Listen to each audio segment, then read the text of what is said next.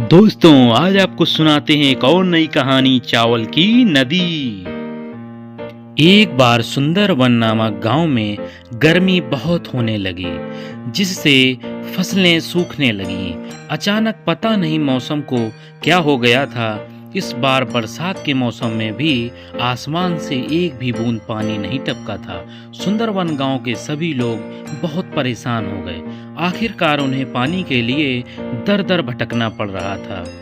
रश्मि ने कहा, पता नहीं इस बार इंद्रदेव हमसे क्यों रूठे हैं। बरसात का मौसम खत्म होने वाला है, फिर भी आसमान में कहीं भी काले बादल नजर नहीं आ रहे हैं। इस पर धीरेन्द्र बोला, मुझे तो लगता है हमारे प्यारे से सुंदरवन गांव को किसी की नजर लग गई है, तभी यह सब हो रहा है। नहीं तो आज तक कभी भी ऐसे हालात देखने को नहीं मिले हैं। तभी रश्मि बोली, मैं तो जब भी सुंदरवन गांव का नाम लेती हूँ तो मुझे वह प्यारे प्यारे सुंदर मनमोहक नज़ारे याद आने लगते हैं। रश्मि आंखें बंद करती है और आज से 2 साल पहले के सुंदरवन गांव को याद करती है। सुंदरवन बहुत ही खूबसूरत लग रहा है। सूर्योदय के समय सूरज की पहली किरण पड़ते ही गांव में चमक सी उठती है। चारों तरफ हरियाली ही हरियाली है। पंछी सुबह सुबह चहचहा रहे हैं और भोजन की तलाश में आसमान में निकल पड़े हैं। महिलाएं कुएं से पानी भरकर आ रही हैं। किसान अपने बैलों को लेकर खेतों की तरफ बढ़ रहे हैं। बच्चे अपना स्कूल बैग लेकर अपने स्कूल के लिए जाने के लिए निकल चुके हैं। सभी लोग कितने संपन्न और खुशहाल दिखाई दे रहे हैं। रश्मि कुछ सुनहरे सपने की तरह यह सब कुछ याद कर रही थी कि तभी धीरेन्द्र ने उसे सपने से जगाया। अरे, कहाँ खो गई हो? आजकल खुली आंखों से भी सपने देखने लगी हो। क्या सपना देख रही थी? रश्मि बोली, आज से 2 साल पहले के सुंदरवन को याद कर रही थी। तब धीरेन्द्र बोला, हाँ सच में, वह भी क्या दिन थे जब इस गांव में खुशहाली ही खुशहाली थी, हरियाली ही हरियाली थी और चारों तरफ चकाचौंध थी।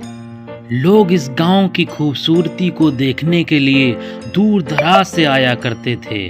और एक आज का दिन है। इस गांव में अब तो जीना ही मुश्किल हो गया है। पता नहीं आगे क्या होगा। फसलें सूख जाने से सारे गांव में अनाज की किल्लत है। तभी रश्मि बोली, किसी के घर में भी इतना राशन नहीं बचा है कि वह 1 महीना भी भर पेट खाना खा सके। तभी धीरेन्द्र बोला, तुम 1 महीने की बात कर रही हो? हमारे घर में तो ऐसी हालत है कि 1 हफ्ते तक का भी राशन सही से नहीं बचा है। मुझे ही पता है कि कैसे मेरी माँ और पिताजी अपने आप को भूखा रखकर हमारा पेट भर रहे हैं।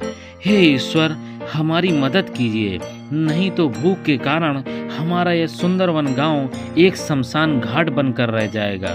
मुझे लगता है हमें इस समस्या को दूर करने के लिए अपने गांव में एक हवन करवाना चाहिए। तो ये रश्मि बोली, जी जरूर कराना चाहिए, यही सही रहेगा। और रश्मि गांव में जाकर सभी को हवन के बारे में बताती है। सूखे की समस्या को देखते हुए सभी लोग हवन के लिए राजी हो जाते हैं। गांव में भगवान के मंदिर के सामने एक बहुत बड़ा हवन किया जाता है। हवन खत्म होने पर इस गांव में एक साधु बाबा आते हैं। भिक्षाम देहि, भिक्षाम देहि। साधु बाबा एक एक करके गांव के सभी घरों में जाते हैं। हे माई, यह साधु कई दिनों से भूखा है, कुछ खाने के लिए दे दो। बाबा, घर में तो कल रात से चूल्हा नहीं जला है। मैं एक दिन छोड़कर एक दिन खाना बनाती हूँ, क्योंकि घर में पर्याप्त राशन नहीं है। यह सुनकर साधु बाबा जैसे ही घर से निकलने लगते हैं, वह औरत साधु बाबा को आवाज लगाती है, रुक जाइए बाबा, आप मेरे द्वार से खाली नहीं जा सकते। और वह औरत घर में जो भी राशन बचा है वह साधु बाबा की झोली में डाल देती है। हे ईश्वर, तुम्हारी रक्षा करे और तुम्हारे सारे संकटों को दूर करे।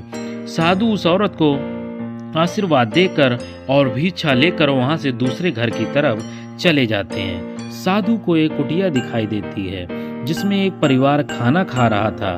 भिक्षाम देहि। साधु की आवाज सुनकर परिवार का मुखिया बाहर आता है और उन्हें अपने हिस्से का खाना देता है। साधु उस मुखिया के हिस्से की एक रोटी खाते हैं, पर उससे साधु का पेट नहीं भरता है। साधु के चेहरे पर असंतुष्टि के भाव देखकर परिवार का मुखिया अंदर जाता है और अपनी बीवी का खाना लाकर भी साधु को दे देता है।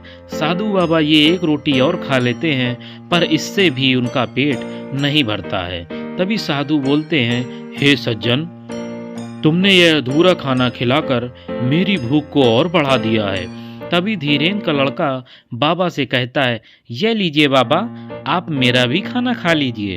फिर उसकी लड़की बोलती है, ये लीजिए साधु बाबा, आप मेरे हिस्से का भी खाना खा लीजिए और अपनी भूख मिटाइए। साधु बाबा यह सारा खाना खाते हैं और इस परिवार की सेवा भक्ति को देखकर इन्हें आशीर्वाद देते हैं। हे सज्जन पुरुष, मैं तुम्हारी सेवा और दान प्रवृत्ति को देखकर बहुत आश्चर्यचकित रह गया हूँ। तुमने और तुम्हारे परिवार ने खुद को भूखा रखकर आज मेरा पेट भरा है। ईश्वर तुम्हारी रक्षा करे और तुम्हारे सभी कष्टों को दूर करे। साधु बाबा इनको आशीर्वाद देकर अगले घर के दरवाजे की तरफ बढ़ते हैं। ऐसा करते करते साधु बाबा पूरे सुंदरवन गांव में घूमते हैं और भिक्षा मांगते हैं। देखते ही देखते शाम हो जाती है और साधु बाबा इस गांव से चले जाते हैं। गांव के सभी लोगों के पास जो भी था उन्होंने सबको साधु बाबा को दान कर दिया था। अब किसी के पास भी अगले दिन खाने के लिए एक दाना भी राशन नहीं बचा था। पर जैसे ही सुबह होती है और सूरज निकलता है तो सुंदरवन गांव के नज़ारे को देखकर सभी लोग चकित हो जाते हैं, क्योंकि गांव के एक तरफ से पानी की नदी और दूसरी तरफ से चावल की नदी बहने लगती है। तभी धीरेन्द्र की पत्नी बोलती है, हाँ, यह तो सचमुच ईश्वर की कृपा हो गई गांव पर। सभी गांव वालों ने एक नदी से पानी और दूसरी नदी से चावल लिए और गांव में एक बड़ी दावत रखी गई। दोस्तों, अगर कहानी पसंद आई हो तो कृपया चैनल को सब्सक्राइब करें और बेल आइकन दबाना ना भूलें। Thanks for watching.